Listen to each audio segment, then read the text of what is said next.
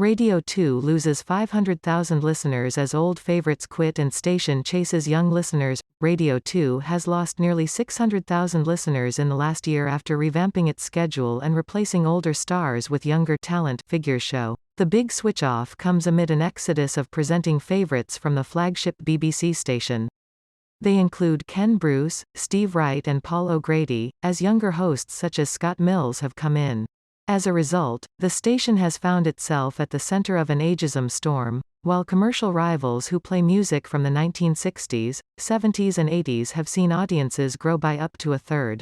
The figures, published by research group Roger, show that despite Radio 2 remaining the UK's most popular station, its weekly audience has dropped by 580,000 to 14.29 million, a fall of 3.9%.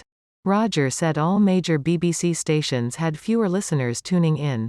Ken, 71, last month announced he would join Greatest Hits Radio after 31 years hosting the UK's most popular radio show. He followed Steve, 68, whose afternoon slot of 23 years is now filled by Scott, 49. Paul, 67, quit after he was forced to share his time slot with comedian Rob Beckett, 37. Vanessa Feltz also claimed she was let go by the BBC after passing the age of 60.